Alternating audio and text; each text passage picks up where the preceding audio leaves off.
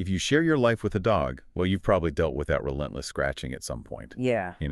It keeps them up, it keeps you up, and sometimes just figuring out the cause feels like a real mystery. Oh, absolutely. Skin issues are so common. And the signs can look like so many different things. It's true that intense itching, it can be a symptom of loads of conditions, which is why getting to a specific diagnosis is often, well, a challenge. Definitely. And today we're doing a deep dive into one specific, really intensely itchy culprit, Sarcoptic mange. You might know it better as canine scabies. Right. We're pulling from a stack of sources shared by you, Huh? our listener research papers, articles, all zeroing in on diagnosing and treating this tricky problem. Yeah. And our goal here, our mission in this deep dive, is to sort of cut through the technical jargon. We want to help you understand exactly what sarcoptic mange is, why pinning down that diagnosis isn't always straightforward, and, what the most effective strategies are for tackling it based on what these sources say. Okay, let's unpack this then.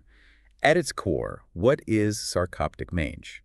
It's a skin disease, obviously, but what's actually causing all that misery? So sarcoptic mange is classified as a highly contagious parasitic skin disease.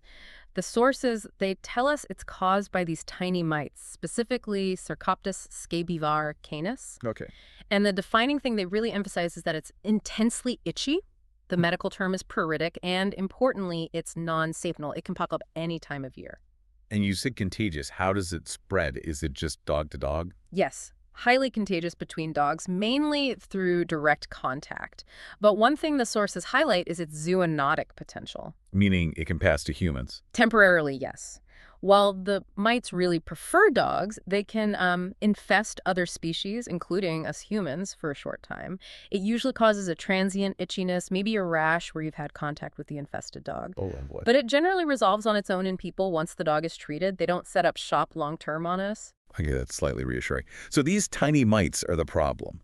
What are they actually doing in the dog's skin to cause such a, extreme reaction? Well, the female mites, they actually burrow into the very top layer of the dog's skin, the stratum corneum.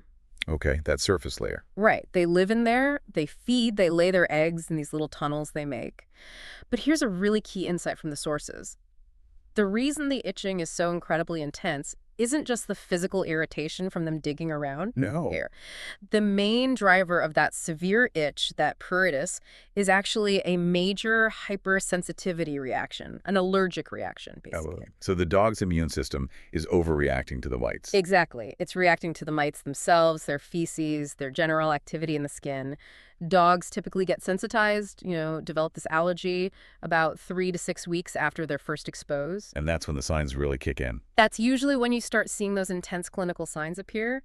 And this allergic mechanism, it also helps explain something else. Why the number of mites you might actually find on a dog doesn't always correlate with how bad the itching is. Some dogs are incredibly itchy, but you can hardly find any mites on them. Because their immune system is just going wild, reacting to the few that are there. Precisely. Their immune system is just really, really sensitive to them. Wow, okay. That definitely makes diagnosis sound complicated. Could you quickly run us through the mite's life cycle? How long does this all take? Sure. The whole cycle, from egg to adult mite, takes about 17 to 21 days. And importantly, it all happens on the dog, on the host. Nothing happens off the dog. Nope. The entire life cycle is on the host. Yeah. So the female burrows, lays eggs in the tunnels. They hatch into little 6-legged larvae, which crawl up to the skin surface. Okay. Then the larvae develop through a couple of nymph stages, still on the surface. Finally, they become adults. Mating happens on the skin surface too. The males die after mating, and then the newly pregnant females start burrowing again to lay their own eggs, and the cycle starts over. Fascinatingly unpleasant. Yeah. So we've got this intense itching, driven by that allergic reaction. That's the main sign. What else do the sources tell us to look out for? Well, besides that really severe non-seasonal itch, which they note often doesn't respond well to typical doses of anti-inflammatory drugs like steroids. Right. That's a clue. Yeah, it is. The sources also point to a variable incubation period.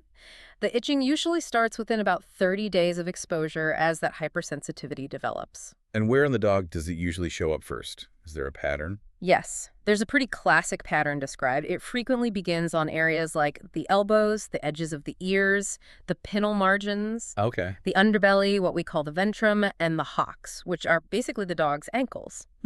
Those sound like areas that might rub against things or touch other dogs easily. Exactly. And from those initial spots, the skin lesions, the problems, can spread and get worse. They often start as small, kind of crusty bumps, papules. Then that can progress to more widespread hair loss or alopecia, more crusting, and then skin damage from all the scratching and chewing excoriations. Ouch. Yeah. And in cases that go on for a long time, chronic cases, the skin can get really thick and leathery. That's called lichenification. And it can also get darker, hyperpigmented. And I imagine all that damage opens the door for other problems. It absolutely does. Yeah. Secondary bacterial skin infections, pyoderma, are really common, and so are yeast infections, often caused by Malassezia. They just thrive on that damaged skin. Makes sense. And in the really severe or chronic untreated cases, you might even see systemic signs, things like weight loss, the dog seeming depressed, maybe enlarged lymph nodes. Wow, it can get really serious. The sources also mentioned a couple of interesting variations in how it can look. They did, yeah. One is called Scabies incognito. This can happen if a dog's been getting treatments for other skin issues, maybe steroids or frequent medicated baths. Those treatments might kind of mask the typical skin lesions, the crusts and bumps, but the intense itching just keeps going, makes it harder to spot. Ah, tricky. And the other one? The other is crusted scabies, sometimes called Norwegian scabies. This is much rarer, thankfully. It's a very severe form, usually seen in dogs, whose immune systems are suppressed somehow. Like from an illness or medication? Exactly. These dogs develop these incredibly thick, dense crusts on their skin.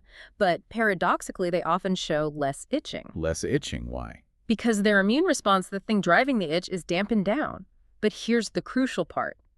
These dogs have extremely high numbers of mites living in those crusts. Oh, wow. So they are incredibly contagious to other dogs. Yikes. Okay, this all sounds really challenging for the poor dog, the owner, and the vet trying to figure it out. Which brings us to the diagnostic hurdles. You said mite numbers can be low, so how do the sources suggest vets actually try to diagnose this? You're right, it is tricky. And the main reason, like we talked about, is that often the mites are just really sparse, even when the dog is super itchy. Finding them definitively is just difficult. So what tools do they have? What do the sources describe? Well, they start with the basics, a good clinical history and just having a high level of suspicion. So asking the right question. Right. Intense, non-seasonal itching, especially if it's not getting better with other treatments, that's a big flag. Seeing those classic lesion locations, the ear edges, elbows, underbelly, another flag. Any history of exposure to other dogs, maybe at a kennel or park. And like we mentioned, if people in the house are getting itchy too, even transiently, that really bumps up the suspicion. Okay, so history and the typical signs. Anything specific you can look for on the dog during an exam? Yes, actually. There's a specific test called the pinnal-pedal reflex. Pinnal-pedal, your foot. Pretty much, you gently but firmly rub the edge, the margin, of the dog's ear flap between your thumb and forefinger. If doing that makes the dog start reflexively scratching with its hind leg on the same side, that involuntary kick-scratch motion, the sources say that response is highly suggestive of Sarcoptic Mange. A positive reflex really should make you strongly suspect it and probably move towards treatment or further testing. Huh. Interesting. A specific reflex test. What about actually trying to find the mites? You mentioned skin scrapings. Right, that's the next step often. Skin scrapings. The technique described involves taking multiple scrapings, and they need to be pretty deep. Deep? Yeah, from affected areas, especially the edges of those crusty lesions. You use a scalpel blade, usually with some mineral oil on it, to collect the sample. You have to pinch the skin fold firmly and scrape until you see just a little bit of capillary bleeding. Wow. Okay. Trying to get down to where they burrow. Exactly. But here's the really crucial thing, and the sources are very clear on this. Even when you do it perfectly, you only actually find mites or their eggs in about 10% to maybe 50% of actual Sarcoptic Mange cases. Only 10 to 50%. Yeah, it's surprisingly low. So the takeaway is a negative skin scraping absolutely does not rule out Sarcoptic Mange. Okay, so finding them is great confirmation, but not finding them doesn't mean the dog doesn't have it. Precisely. It's a test with a really high rate of false negatives for this particular parasite. Are there other tests mentioned? Well, they mention fecal flotation sometimes. Yeah. Dogs might swallow mites when they groom themselves. Right. So occasionally you might find mites or eggs in a fecal sample, but the chances are pretty low. It's not a high-yield test. Then there's serology. Blood testing. Yeah, using an ELISA test to look for antibodies the dog's body has made against the Sarcoptes mites. This can be useful, especially in more chronic cases where the dog has had time to build up those antibodies. That sounds more reliable, maybe, but I guess there are catches. There are always catches with antibody tests, aren't there? And the sources list them clearly. Like what? Okay, so important caveats. You can get false negatives early on because it takes about 3 to 5 weeks after signs start for those antibodies to become detectable. Ah, okay. Too early in the infection. Right. And conversely, you can get false positives, or rather positive results that aren't helpful, months after the mites are actually gone. The antibodies can stick around for a long time. So it doesn't tell you if the treatment worked. Exactly. It's not reliable for monitoring treatment success. So the results always have to be interpreted alongside the history and the clinical signs. It's just one piece of the puzzle. What about a skin biopsy? Taking a little tissue sample? That's also discussed, but generally it's not considered diagnostic for actually finding the mites themselves. It's more useful for ruling out other skin diseases that might look similar. Okay. So given how hard it is to actually find these mites, how do vets most commonly arrive at a diagnosis when they really suspect scabies? Well, this leads us to what the sources call the therapeutic trial. It's a very common approach for Sarcoptic mange. Meaning you treat for it and see what happens. Essentially, yes. If the clinical signs, that intense itch, the locations plus the history, maybe a positive pinnal-pedal reflex, all strongly point towards scabies, but your skin scrapings come back negative, Which they often do. which they often do, the most practical and recommended step is often to go ahead and start treatment with a medication known to be effective against Sarcoptes mites. And the trial part is seeing if it works. Exactly. The sources state that seeing a significant improvement in the itching, they often quantify it as like greater than 50% improvement within the first 1 to 2 weeks of starting the right treatment. Okay. And then seeing the skin lesions gradually resolve over maybe 4 to 6 weeks, that provides really strong circumstantial evidence supporting the diagnosis. You treat based on high suspicion, and if the dog gets better, that pretty much confirms it was scabies. That makes a lot of practical sense, especially when direct proof is so elusive. Okay, so if we suspect it, or we've confirmed it, what did the sources say about taking action? What's the treatment plan? Right. The treatment goals are pretty straightforward. Number 1, kill the mites, eradicate them. Number 2, control that intense itching to make the dog comfortable. And number 3, deal with any secondary bacterial or yeast infections that have cropped up. Makes sense. Uh-huh. And it's not just about treating the one dog showing signs, right? No, and this is an absolutely critical point. The sources really stress all dogs that have been in contact must be treated at the same time. Even if they look perfectly fine. No itching. Even if they show 0 symptoms yet. They could easily be subclinically infested, carrying mites but not showing signs yet, and they'll just act as a reservoir to reinfest the dog you're treating. You have to break the cycle completely. Right, treat everyone. Got it. How quickly should you expect to see improvement once treatment starts? You mentioned the therapeutic trial. Yeah, so the medications can kill the mites relatively quickly, but the sources caution that the itching might take longer to fully resolve, maybe several weeks. Why is that if the mites are dead? It goes back to that hypersensitivity reaction. Even after the live mites are gone, there's still mite debris, their feces, maybe dead mites left in the skin tunnels. The dog's immune system is still reacting to that stuff for a while. Okay. The allergic reaction takes time to calm down. Exactly. So owners need a bit of patience sometimes, even when the treatment is working perfectly. Okay, let's talk specifics. What are the main treatment options mentioned in these sources? Okay, so they discuss several, but generally, systemic acaricides medications that work throughout the body are highlighted as the preferred approach nowadays. They tend to be more effective and definitely easier for owners to administer compared to, say, dips. And what drugs fall into that category? A main group mentioned prominently are the Isoxazolines. These are drugs you might recognize. Afoxolaner, Fluralaner, Seralaner, Lotilaner. Yeah, those are in many common flea and tick preventatives, right? Like NexGard, Brevecto, Simparica. Exactly. Those types of products. They're often technically used off-label for scabies, meaning scabies isn't listed on the primary drug approval in some regions, but the sources describe them as highly effective and rapidly becoming the first-line choice for many vets. How are they given? They come as chewable tablets given orally or sometimes as topical spot-ons. They're typically given at their regular preventative dosing interval, so monthly for some, or even every 12 weeks for Fluralaner. And how many doses does it usually take for scabies?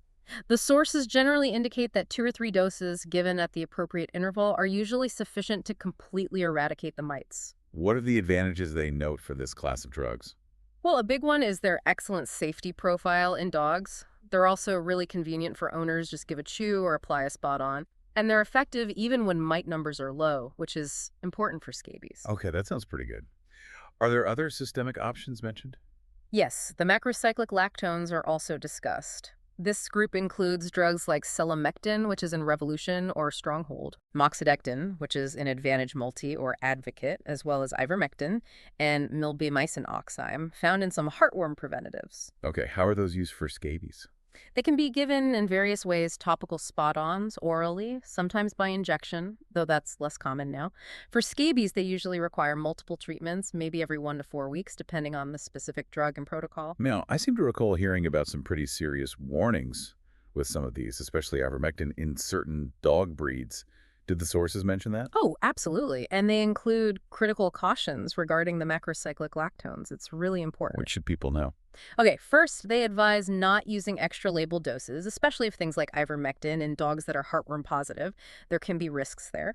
Also, caution if used concurrently with spinosad containing flea products. Okay. But the major warning relates to that genetic sensitivity, the ABCB1 gene mutation, sometimes called the MDR1 mutation. Which breeds are affected? Breeds most commonly affected include collies, Shetland sheepdogs, Shelties, Australian shepherds, Old English sheepdogs, and sometimes mixes of these breeds. And what happens if they get these drugs? They can suffer severe neurotoxicity tremors, seizures, blindness, even coma or death, because the mutation prevents the drug from being properly pumped out of the brain. So it's absolutely essential to avoid these drugs, particularly ivermectin at higher doses, or use them with extreme caution and potentially genetic testing in these breeds. Wow, even the topical ones. Even with topicals like selamectin or moxidectin, the sources advise preventing the dog from licking the application site, especially in these sensitive broods, to avoid accidental oral ingestion. That's really crucial safety information. Any other cautions? Yes, they also mention a potential increased risk of neurotoxicity if macrocyclic lactones are used at the same time as certain systemic antifungal drugs, the azoles like ketoconazole, and they note that amitraz, which is used in some older dips, can cause sedation, especially in small dogs.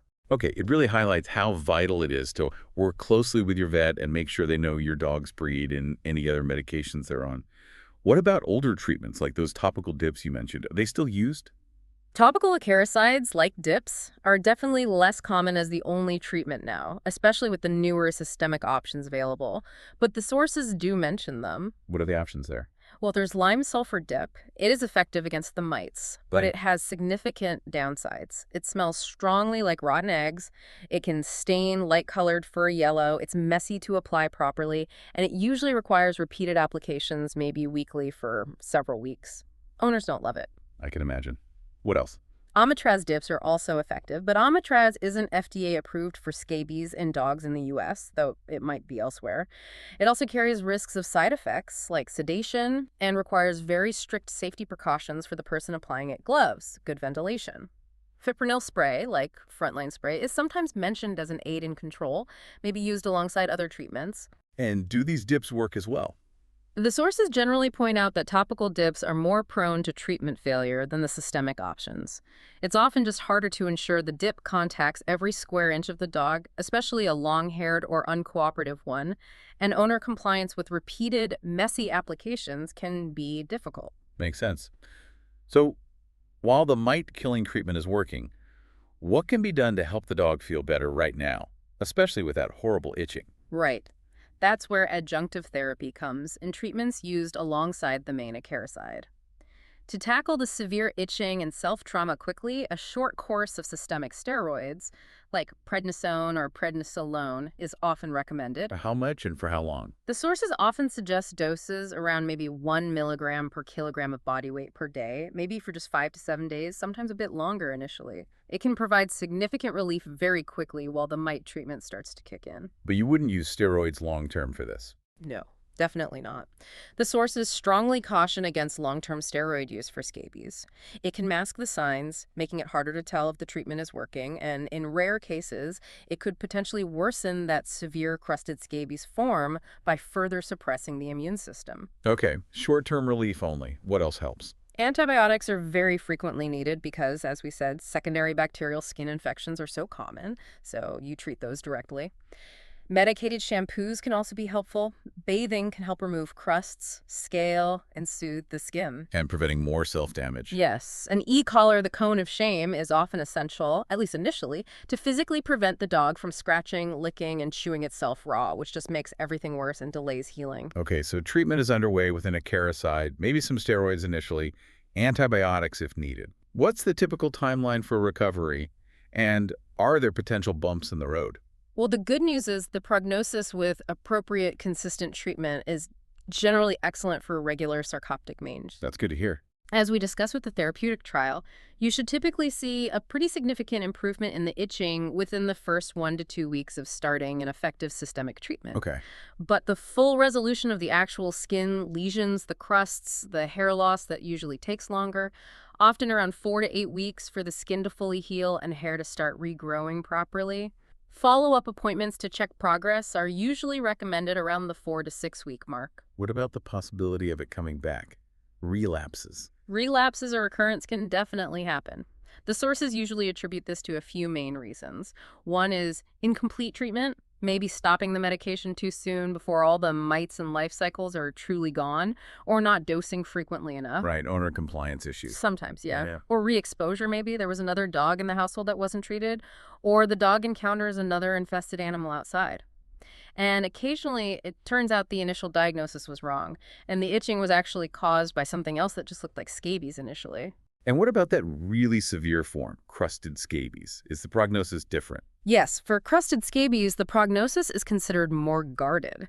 It often requires more aggressive and potentially longer treatment protocols. And critically, you have to identify and manage whatever underlying immune suppression allowed the mites to multiply so uncontrollably in the first place. Right, address the root cause. What about the humans in the house who might have gotten itchy? What happens to them? Good news there, usually. The sources confirm that the infestation in humans is transient, it's self-limiting. Once the source of the mites the dog is effectively treated, the human symptoms typically clear up on their own within a few weeks without needing specific treatment themselves. That's a relief. They do often suggest maybe letting your family physician know, especially if the rash is bothersome, but specific anti-mite treatment for humans usually isn't needed. Do we need to go crazy cleaning the house? Foggers, sprays? Thankfully, no. Aggressive environmental decontamination usually isn't necessary for Sarcoptes mites. They really prefer to be on the dog. Standard good hygiene is recommended.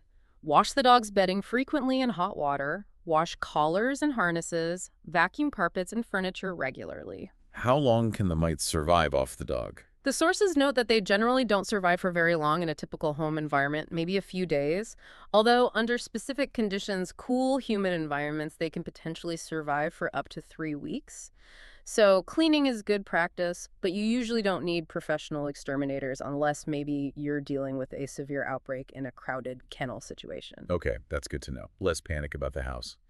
And you mentioned something fascinating earlier, a possible connection to dust mites. Yeah, that was an interesting detail from one source. It mentioned that approximately 30% of dogs diagnosed with Sarcoptic mange also show positive reactions to house dust mite antigens on allergy tests. 30%, that seems high. It does. It suggests there might be some kind of cross-reactivity, or perhaps that battling Sarcoptic mange could somehow predispose a dog, maybe through immune system changes to developing other allergies like a house dust mite allergy down the road. It's an interesting area that probably needs more research.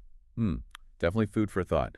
Wow. Okay, this deep dive has really shown that the intense, maddening itch of Sarcoptic mange is often driven more by the dog's allergic reaction than just the mites themselves. Absolutely. That hypersensitivity is key. And that figuring it out often requires some real detective work using the history, that specific pinnal-pedal reflex, and often relying on that therapeutic trial because actually finding the mites can be so darn difficult. Exactly. So to summarize the key takeaways for you listening, if you're dealing with intense, non-seasonal itching in your dog, especially if it's hitting those classic spots, ear margins, elbows, underbelly, hocks, definitely put Sarcoptic mange high on your suspicion list. And look for that pinnal-pedal reflex. Yes, a positive reflex is a strong clue. And importantly, don't let a negative skin scraping completely talk you out of it if everything else fits. Remember those high false negative rates. The really good news, though, seems to be that the modern systemic treatments, especially those isoxazolines, offer a very effective and relatively convenient way to clear the infestation. They really do. They've been a game changer. But it remains absolutely essential to be aware of those potential breed-specific drug sensitivities and interactions, particularly with some of the older macrocyclic lactone drugs. Always discuss this with your vet. Crucial. And remember, probably the most important compliance point, you absolutely must treat all dogs in the household all at the same time, even the ones that look fine, to properly break that cycle and prevent reinfestation. Consistency with the treatment plan your vet provides is absolutely key to success. This really underscores the importance of that partnership with your veterinarian when you're navigating these complex itchy skin conditions. It's not always straightforward. Not at all. Okay, here's a final thought for you, our listener, to maybe chew on after all this. Mm-hmm. We talked quite a bit about treating based on strong suspicion, using that therapeutic trial, even when definitive tests like scrapings are negative. What does it tell us about the process of diagnosis itself, in veterinary medicine or even human medicine? How comfortable are we or should we be with acting confidently sometimes when we don't have that 100% visual gotcha confirmation? That's a really fascinating point, isn't it? It really highlights that blend of science, clinical experience, observation, and yes, response to treatment that often guides medical decisions when perfect proof is hard to get. And think about that other surprising connection we touched on, that potential link between having had a parasitic infestation like scabies and maybe being more likely to develop other allergies later, like the dust mites. If that connection holds true, how might that change how we think about the long-term health implications for our pets, even after they've seemingly recovered completely from a parasite? It certainly broadens the perspective, doesn't it? It suggests the potential ripple effects might last longer than we think. That the story might not just end when the mites are gone. There might be consequences. Definitely makes you think. Well, thank you so much for sharing the sources that allowed us to do this deep dive into canine sarcoptic mange. We really hope this discussion helps you feel more informed about this very itchy and challenging condition. Absolutely. Keep exploring, keep asking questions about your pet's health,